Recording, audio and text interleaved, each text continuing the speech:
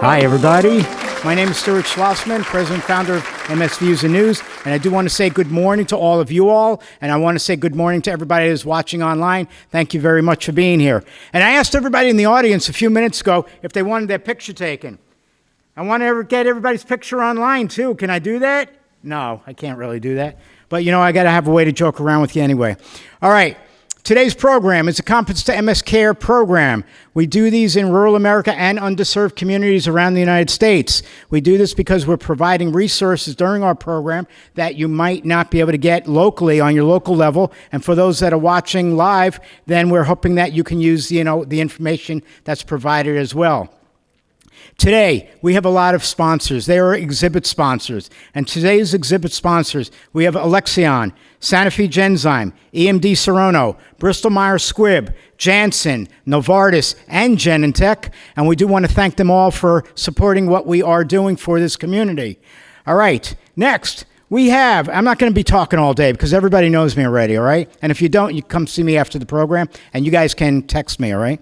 All right, Pilates. So we have a very special person. Now, Rhea has been doing our online Pilates program now for almost a year, all right? And that's on our Moving Mondays for MS. And those Moving Mondays for MS, we are doing Pilates one Monday, we have yoga another Monday, we have physical therapy 2 Mondays a month. So on that 5th Monday, well, you all get to do work on yourselves, do it for yourselves. All right, so anyway, Rhea, she's a Pilates instructor. She's a movement specialist. She does a wonderful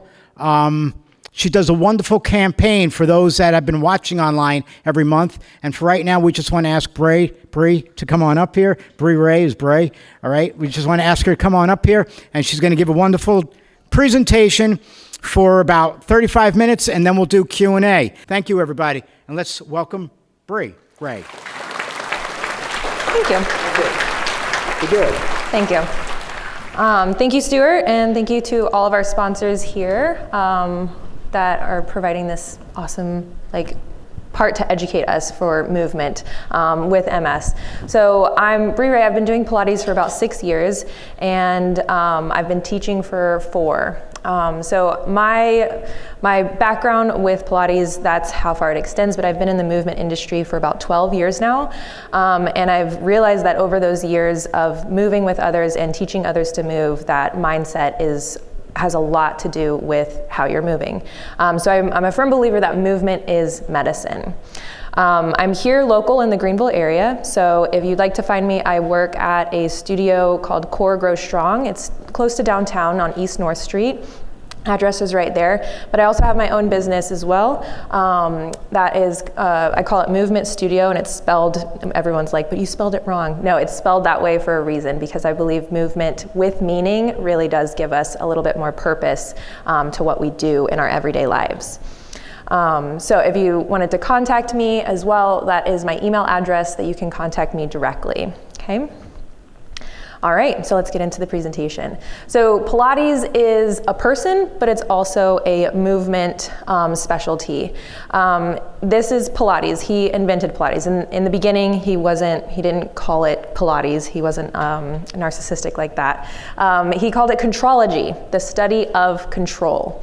So during his time when he was actually growing up, he was a very sick kid. He had rickets, he had bone issues, he had asthma. He was just, it didn't look good for his life outcome. And then over time, he realized that movement, breath work, things that you can do with your physical body as well as with your mindset can really make a difference in how you go about your day. And so this is Pilates at 57 on the left, and then Pilates at 82 on the right, 1 year before he died. It started off with mat work, so you could do it anywhere, as long as you had a cushy enough surface for you to roll around on. And this is a class that he taught to groups of individuals that were interested in bettering themselves physically as well as mentally. And we'll go over why the mental is as big a part of the physical aspect of Pilates here in just a bit. He started off, so he's from Germany. Pilates started in Germany, and when he lived in London at the time of World War I. He was put in an internment camp. So with all of the people that he was with in that internment camp, he started to realize, like, okay, these are bedridden individuals. We're not doing anything during the day. Like, we need to do something. So what he did, and this is not like the original concept of it, but what he did was he hooked together springs from old mattresses and hooked those springs to pieces that they could hold on to, so that even if they were bedridden, they could have some sort of resistance to push against with their hands, with their feet. And that's where the reformer and, in a moment, the Cadillac, where that was invented, where that whole concept was invented from. So most people will think of Pilates as being on some sort of equipment, but you don't have to be. You can do it from a chair, which we do every Monday. The next one is March 21st, if you wanted to join us then, as well as, on a piece of equipment like this is shown here. It's called a Cadillac. So what is Pilates? It's a low impact exercise to help strengthen and lengthen the body. So you're not just like lifting some weights. At the time that you are pulling on tension, you are also simultaneously lengthening the opposing muscle group. But with control, you are also then lengthening that same muscle that you are working. So for example, like a bicep curl, you would curl and strengthen the bicep as you would lengthen and stretch the tricep.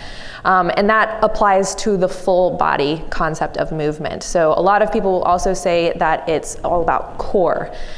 Yes, technically it is. In order for me to sit upright or stand upright, in order for you to sit upright, that takes core engagement as well as core awareness. So these are movements that can enhance posture, alignment, core strength, as well as just overall body control for your everyday life. Life activities. So it's motions that are centered around breath and control. So a lot of the times when you're working with a Pilates instructor, they will cue the breath in through the nose and out through the mouth. And we'll do some of these demo exercises in just a bit. So when we connect the mind to the body, that helps us to create self-mastery with our movements. So when you think about, you don't normally have to think about, okay, right leg forward and then left leg forward. Sometimes we do. But if you start to practice these movements on a regular basis and you become more consistent with your practice, then your everyday movements start to become just normal. So Pilates, in my opinion, and I do have a biased opinion, but it is a way of life. So as I'm standing here, I'm actually engaging my core. You can't see it, but I'm also thinking about pulling my shoulders down and back, lifting my head up tall, standing up out of my joints rather than sinking down and feeling like, just lazy. So the benefits of Pilates comes with the 6 main principles of Pilates. We have breath, centering, control, concentration, precision, and flow. What does that mean though if you have MS? With the breath, that creates more ways of having energy. So when you take a big breath in and when you let that breath out, if you're able to take as deep of a breath as you can, you're letting the whole expansive breath come into the lungs, you're helping to spread open the rib cage. So you have more energy as well as the ability to relax when you exhale all that breath out. More oxygen, more nutrients, more energy for the body when it comes to breath. When we talk about the centering effect of Pilates, we're talking about the core. So the center of the body. And most people think like, oh, 6-pack abs, got it. No, we're talking about the deep core, which we'll go over here in just a minute. So that's what helps with posture. So how do you sit upright? How do you stand upright? How do you move forward with good posture? And that comes with the centering effect of Pilates. With control, when you think about if you're reaching for something or grabbing a glass or taking a plate down from a cupboard, we're talking about everyday activities and being able to control without dropping something or without tripping over something. When we talk about concentration, it's doing something with efficiency as well as like effectiveness. And so when we talk about concentration, we're also talking about the mindset of movement. So neuroplasticity is one of the big things that has been coming out in research, where the neurogenesis of the brain to the body, we can start to build more nerve pathways as well as start to create different nerve pathways. So if you're always used to being in this rounded forward position and reaching for something, can you try to pull your shoulders back and reach for something? So starting off with that, with a new mindset as well as a new movement pattern can create more of those nerves. The accuracy of movement, that comes from the precision of the principles of Pilates. So when we talk about the accuracy, we're talking about like, okay, when we lift the right leg and then point it out in front of you, can you point it out at the same place each time? Can you lift it up to the same place each time? Or do you kind of like lift it up high and then lift it low? Are you accurately moving with efficiency as well as control? And then finally, flow or fluidity, that comes with having mobility, flexibility, and strength through your everyday movements and kind of putting them all together in one. Okay? So when we talk about the breath, we talk about oxygen. We talk about being able to bring in as much oxygen, nutrients, and energy to the body as possible. If you are in a slumped forward position, and like whenever I talk about posture, everyone starts to like sit upright again. But if you're slumped over and you're here, that crunches in on the lungs, okay? So if you have bad posture, if you have poor posture, that cuts down on about 30% of your lung capacity to breathe. So if you can have better posture or more efficient posture over the day, you will have more energy.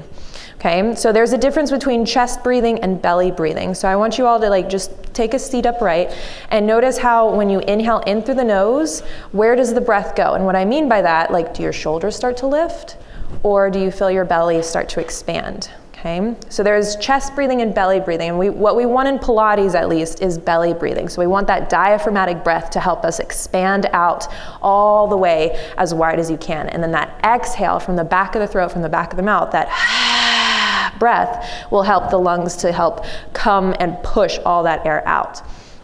When we're also breathing deep, that stimulates what's called the vagus nerve. It translates to a wandering nerve, and so it goes from all the way down from the brain, all the way down the throat, between the lungs, down to your digestive tract even. So when you're moving through your day, sometimes our bodies are always like fight or flight, fight or flight, fight or flight.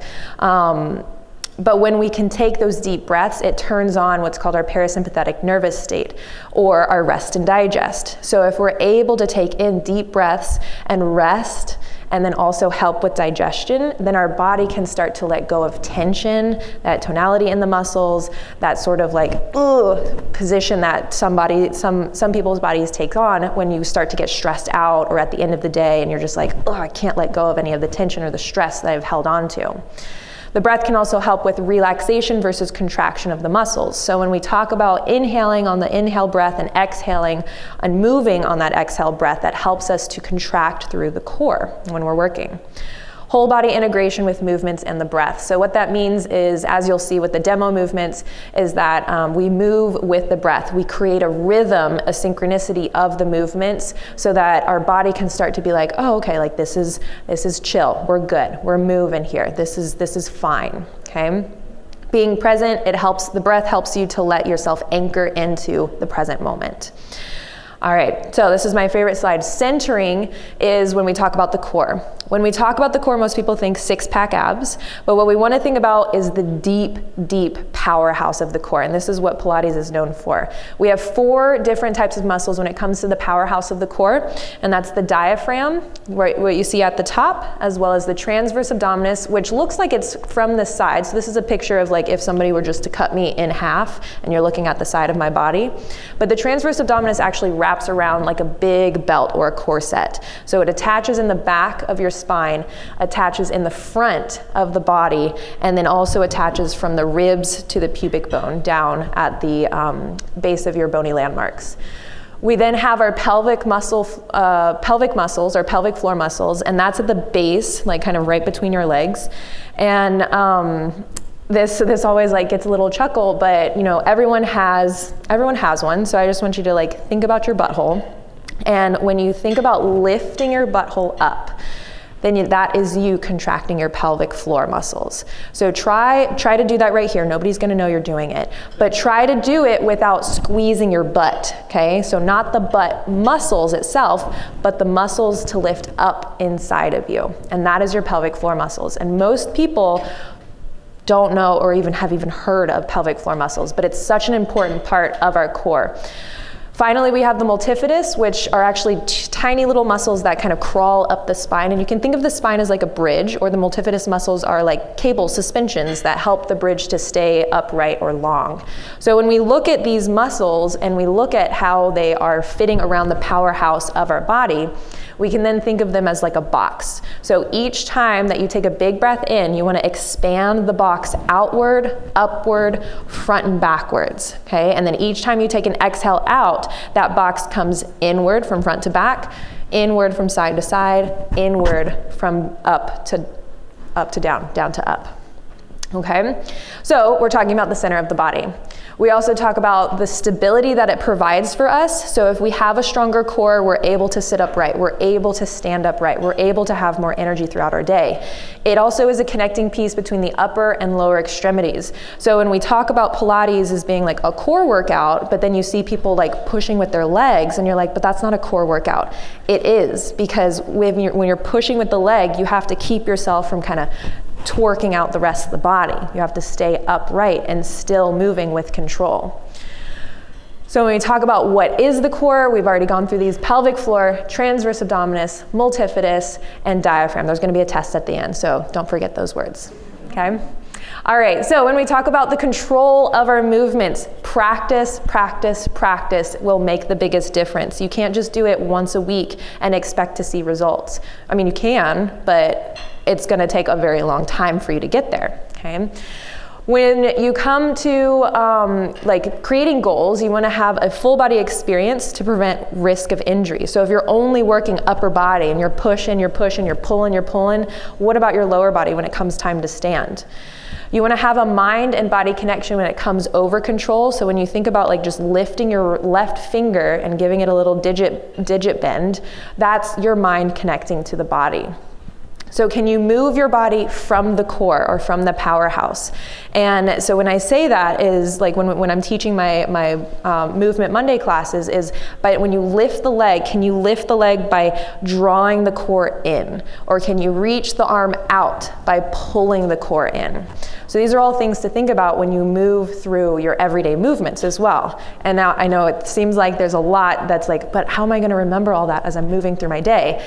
It comes with practice, it comes with time, it comes with consistency rather than intensity. If you are able to control, and when you are able to control your body, that improves the neuromuscular system as well as a bunch of other systems throughout the body. Your neuromuscular system, the nerves and the muscles, as well as the cardiovascular system, the pulmonary system, your heart, your lungs, even your digestive system, believe it or not, because when we're twisting in Pilates movements, that helps to aid in kind of moving things along with your digestion. Practice, practice, practice. Like, I cannot bring that home far enough. And so this is an example of one of the movements that, like, it's a chair for Pilates. It's called the Exo Chair. And just being able to push something down behind you as well as being able to lift your legs up at the same time takes a lot of control from the center of your body. So when we talk about concentration, the third movement principle of Pilates, we talk about how the brain connects to the body, okay? So when you're talking about your breath, the centering or the core, as well as control, that's where the concentration comes in. Sorry, the fourth principle. So being present at the moment, in the moment, and the task at hand. A lot of my clients tell me that like they absolutely love Pilates because it helps them to just like forget everything else that's happening in their day, because you can't think about anything else. That move that you see on the left-hand picture is where there's nothing behind me and I have to reach up overhead against the tension that is in the straps of my hands. So that's called a reformer that we're working on. And you have to have all awareness at the task at hand to be able to push the arms up overhead, to be able to still maintain the core control, to still maintain the spine position throughout it all. And then finally, we talked about this at the beginning, the neuroplasticity of building the new pathways and neural networks to be able to move with that concentration and control. Precision. So when we talk about precision, there's a difference between proprioception. So if we turned off all the lights and you even closed your eyes, would you be able to touch your nose with your left finger? Would you be able to lift your right leg? Would you be able to open one leg out to the side and still maintain your balance? That is your proprioception, or your body's awareness in your surroundings. But interoception is different because it's the internal awareness of where your body is or what it's doing. So if you were to close your eyes right here, right now, and I know some of us are eating here, enjoying our meals, but even when you're eating, like, can you taste the food that you're eating? Can you enjoy it? Can you feel the breath coming into the body? Can you notice the heart beating in your chest? The interoception of what's going on within the body of like, my big toe is kind of hurting me right now. Or like, my left knee is kind of throbbing right now. That interoception, and as well as the proprioception, helps you to bring more awareness to the body as a full system, rather than just like my upper body, my lower body, my head, my neck, or my spine. And then we can also talk about functional versus structural movements being the keystone of Pilates. So when we talk about functional movements, we're talking about like everyday movements. So when we're sitting and standing a lot, that's like a squat. When we're talking about like laying down into your bed and then getting back up in the morning, that's like a roll up in Pilates. Structural movements are also benefits of Pilates because it helps the entire system to become more structurally sound. And then finally, we have flow or fluidity. That allows us to move from one point of one move to a next. So if you have ever worked with a Pilates instructor or are interested in a Pilates instructor, you'll notice that it's sort of like a dance. You have ease, grace, and flow or fluidity, where you move from point A to point B. You're able to explore what your body is capable of, and that gives you empowerment. That gives you the sense of like, yes, I can do this during your movements as well as in your everyday lives. And then finally, so as I'm wrapping all of this up and we're getting into the demo movements, I want you guys to notice, it's like my favorite word, what do you notice? What do you notice outside of the body? And that can be like the colors in the room, the temperature of the room, the scent that you may be smelling or hearing in the room. And what do you notice within the body? When you're turning within the body, try to tune out from the outside world, maybe the noises or the sounds that you're hearing or the smells or the tastes that you may be hearing or tasting. And try to notice, where is the breath? So remember when I asked you if the breath was coming into the shoulders, the goal is to try to bring the breath deep into the lungs. Where is the mind? Sometimes when we're like busy doing other things and multitasking, you're not actually focused on the task at hand. Where is the body? Body's right here, Brie. I know where my body is. No, but really, like, where is the body? Are you sitting on like one cheek, or are you sitting like stacked on both sits bones? Are you leaning off to one side, or do you notice if like your spine is in alignment where your hips, your heart, and your head are all above each other? Where is the body tense?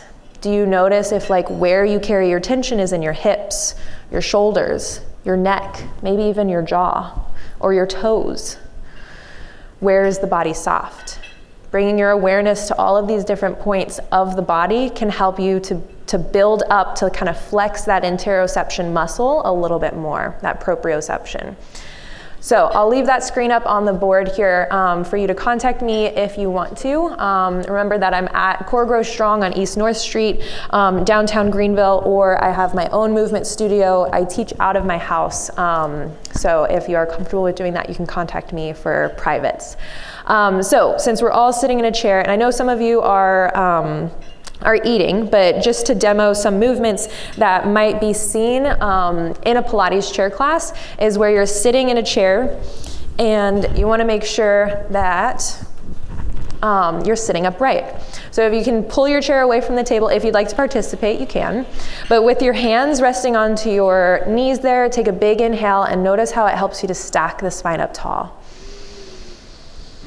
And then as you exhale, notice how the rib cage starts to pull in towards itself. And you want to try to do that, just keep taking your big breaths in. You want to try to do that without allowing your body to just collapse down. Okay, you want to be able to lift yourself up. Imagine that there's like a big balloon in your rib cage. And then as you exhale to deflate that balloon, all of that length and strength that you just found helps you to stay upright. Okay, so think about drawing the belly button towards the spine, as well as the spine lifting upright. Okay, as this is happening, rib cage is opening and expanding out and in. Okay, and now with your hands down by your side, I want you to take an inhale and reach the arms forward. And then exhale, think about moving through quicksand, bringing them back down by your side, back behind you as far as you can. And then inhale, reaching forward and trying to keep the spine upright, like there's a little string pulling you up towards the ceiling. And then exhale the hands down by your side. Good job, you guys, good. Keep going with that same breath and making sure that the body isn't leaning or pushing forward or back, but it's just the shoulders here that are hinging like a door. Inhale and exhale. Good job. Okay, so now when the arms go out in front of you, bring your right arm down and keep pushing it back behind you and start a little bit of rotation towards the right. So that when the arms open out to the side, bring both thumbs up and you're starting to twist yourself towards the right. Maybe notice how your feet are heavy onto the ground here, or if one foot feels heavier than the other. And then bring that right arm forward, inhale, and exhale the left arm back. And just hold that position there. Check in with your legs or your knees and see if the left knee is behind the right knee a little bit. Can you make sure that they're even with each other by gently pushing your left hip forward? So these are all things to notice when you're moving through these motions here, okay? So now if you are scooted forward on your chair, you have a little bit of space between you and the back of your chair. And this allows us to have some support behind us. Okay, you can scoot back if you don't feel comfortable, if you're like, nope, that's too far away. Okay, or if you want more challenge, you can scoot more forward. But with the hands onto the lap again, stack the spine tall. Feel how that powerhouse helps you to lift up. And as you inhale, slide the hands down, keep pressing them into the legs until you tap the back of your chair. As you exhale, pull yourself upright again. That string, that little ribbon that's pulling your head up starts to pull you back to where the wall and the ceiling meet, and then it exhales to pull you upright again. So now you can also do this without the hands onto the lap. You can reach them forward and think about like a zombie waking up, or maybe a vampire waking up. Inhaling back as you continue that lift of the spine up, and then exhaling yourself forward again. Okay, so that's called a hinge back spine. If we want to work on a little bit more core strengthening rather than stabilizing, then you can think about pulling the navel towards the spine, or think about like a little puppy who just got in trouble, like tuck your tailbone slightly underneath, not to where you just like lost your tension in the spine or your core, but to where you can, like almost someone's pulling or pushing your finger into your belly button and you're like, don't touch me. Okay, so now find that round spine position with the arms either reaching forward or resting onto your lap, and then continue rounding back, pushing heavy through the feet until you tap the back of your chair, and then exhale back up again. So notice how just the lower part of your spine has changed position. Your head is still lifting up, your shoulders are soft away from the ears, and your core, your breath is what's pulling you upright, okay? So going back through your checklist of like, what do you notice? Where is your tension? Is it in the shoulders? Is it in the jaw? Or are you able to maintain that C-curve spine as you roll back and forth? Okay, nice job, you guys. Okay, so with those movements that we just went through, we did flexion, we did some extension, we did some rotation, and now we're going to do some side bending. And all of these motions are to help with the spine in its natural movement patterns, okay? So those 4 movement patterns are helpful to help keep the blood flowing and the muscles moving and mobile, okay? So with your hands down by your side, go ahead and take a nice upright position. Your left arm reaches up and you exhale to bring your right arm down towards the ground. You don't have to touch the ground, but just go to a point where you're like, ooh, that feels like I could lift back up, and then lift back up, and then switch the arms like you're going into a cartwheel. Right arm up, left arm down, and try to stay heavy through the right leg so that your right hip doesn't just pop off of the chair. Okay, so we have to have the stability of the core still as we mobilize to one side and the next. Okay, and you might also notice that, remember, we strengthen and we lengthen the body all at one time. So as you're reaching up and over with the right arm, you'll notice that the right side is opening up. When you lift over with the left arm, that left side is opening up. Okay, so with all of those different movements that we just did, the 4 different types of movements, we start to add, like, to our programs, we start to add, like, you know, some pillow squeezes, common household items that you can pick up around the house, we use in our Movement Monday sequences. Water bottles instead of weights, soup cans instead of weights, to help to build up upper body strength. We can even just lift the leg and use the core to do that. And think about lifting the leg in your hinge back position, or maybe even into your round spine position. So all of these different things that we can start to build into our program to help to maintain a healthy spine as well as a strong core can help you in your everyday life. So I think that's my time, so we can go into questions now. Is that right? Yeah? Okay. Does anybody have any questions? Oh, 1 minute. 1 minute. Okay. Sorry about that. I was trying to find a doctor and get her moving along too. But thank you very much, Bree. And we all want to thank you, right? Everybody want to say thank you? That's awesome. Fabulous. Anybody have any questions from the audience, live audience? Nobody? I know over here they do. And I know online they do, because I saw the questions coming in. But yes, all right. So I'm going to ask a question from online first, and then I'm going to go out to whoever's holding up their hand. And for the live audience that cannot see me, sorry about that, but I'm out of your sight right now. All right, the first question that we have is, do you recommend focus on one body location per workout session? For like Pilates specific, I'm guessing? For like upper body or lower body? It can be beneficial, yes. If you're going to focus on one part of like upper body versus lower body, if you wanted to split up your days, that would be beneficial. Say like you're going gung-ho, I wouldn't recommend this like right out the gates. But if you've been working out, if you've been moving for some time now and you want to split up Monday, Tuesday, Wednesday, Thursday, Friday workouts, a Monday upper body and a Tuesday lower body would be a great way to kind of split that up. However, I do recommend having some movements that are full body encompassing, thank you, to where you can, sorry, I lost my train of thought, to where you can really encompass everything in one session. Because sometimes like you have a great day on Monday and Tuesday you're just not feeling it. Okay, so it might be best to start with a full body day and then to eventually move up to like having split days with your workouts. Right. Then a couple of people are writing in. They want one from Orlando, one from Savannah, actually 3 people, another one from Charleston. We're all saying that they wish that you could come to their areas. So that's what we're going to be trying to do, right? We spoke about that. All right, I'm going to take another one from the audience, but I want to see what this other person's asking before I get there. Mask on, please. Hard to see when you're wearing reading glasses and walking, you know? What's the difference between Pilates and yoga? That's a very common question. So the difference between Pilates and yoga is that with Pilates, it's more rep-based.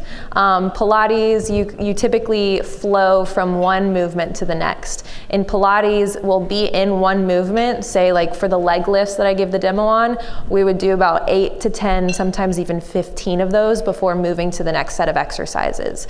It is a lot of focus on full body with strengthening. Yoga can typically be a lot of lengthening and stretching, which is great. Like yoga and Pilates are great mindful movement practices. However, there is a big difference because Pilates can be a little bit more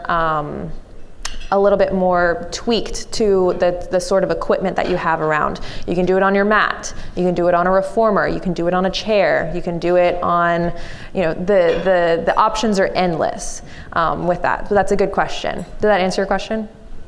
Okay. Great, thank you. Next question. Person wants to know, what are your favorite exercises to be doing with Pilates? My personal favorite exercises, it depends on what my body is craving that day. So that comes to back to what we were talking about with proprioception as well as interoception. Sometimes, and this might be or sound a little woo-woo for some people, but like if I'm having a really hard day to where like relationship-wise, like with interacting with people or with family or friends, like I typically tend to start to round my shoulders forward. So what my body starts to crave is extension, to where I'm opening up the heart, to where my hands pull back behind me, to where I can open up the whole front side of the body. So it depends on like what type of specific exercise my body is craving. Most of the time though, I like inversions where I'm upside down, as well as twists. Twists are very detoxifying for the body, and they can really help to kind of like get things moving. Yeah. So the person that asked that question asked if you can also demonstrate it. No, not All right, is here. there any favorite exercise that you can demonstrate right now? Yeah, okay. In the chair with twists, we sort of just did that a little bit on the chair. But my favorite one is where my right hand is on my left knee, and then my other hand comes either back behind me onto a chair or even behind a chair to help myself like upright and stay in that twist position. It's really good to hold this position to kind of like allow the body to release into the tension as well as help to move things along, because what you're doing in twists with the body is you're compressing parts of the body. So what I mean by that is when you come out of that twist, you really get the benefit of everything opening back up and bringing more blood flow, more air, more oxygen to the area. Yeah. Okay, next question from in-house. So my question is, what's the most cost-efficient way? For example, I have a gym membership where it's weights, dumbbells, barbells, things, free weights. Mm-hmm. And say for instance, I want to get involved into Pilates. Mm-hmm. Not trying to have multiple memberships, trying to accomplish a lot of things. So what would be the best way or most cost-efficient way to do that, to implement Pilates along with strength training? Definitely, that's a great question.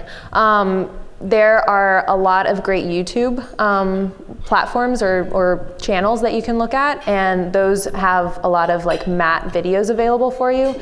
Starting small, like 20 minutes a day with mat exercises can actually help to like bring more awareness to when you are strength training. So I love lifting weights as well.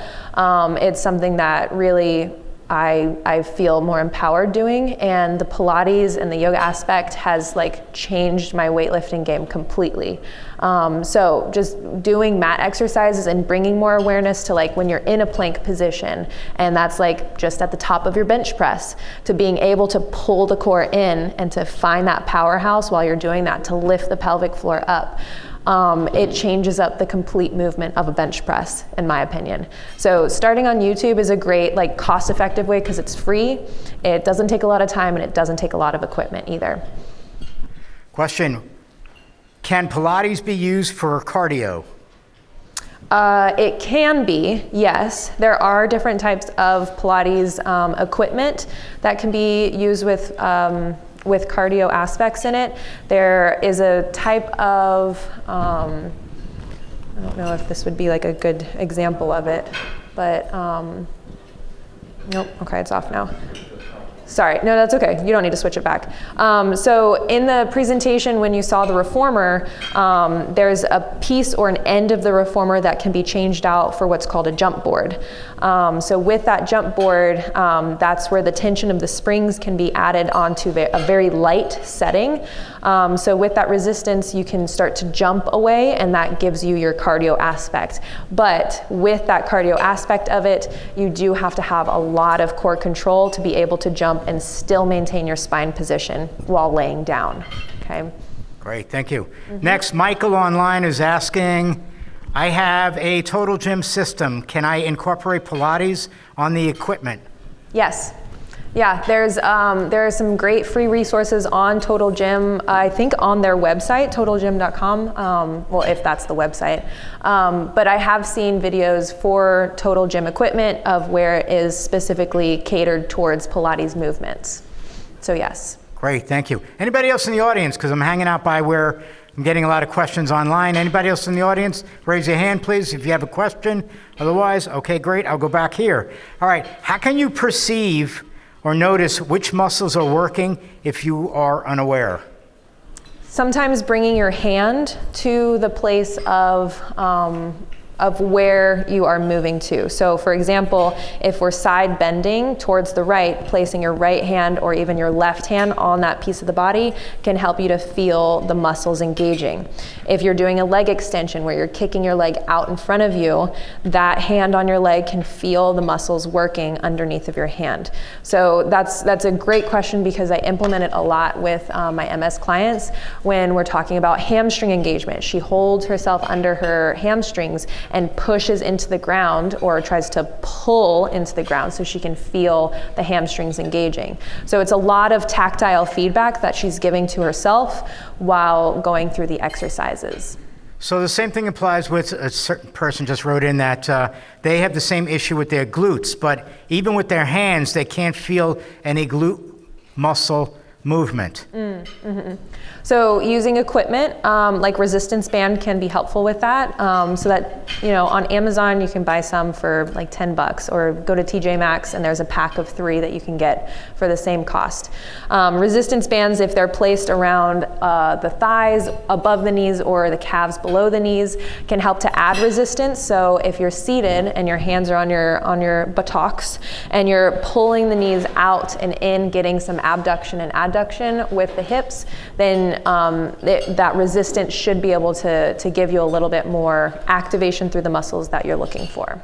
Okay. One more question that I have, or maybe not, I just lied, a few more just came in. Okay, I don't lie on purpose, all right?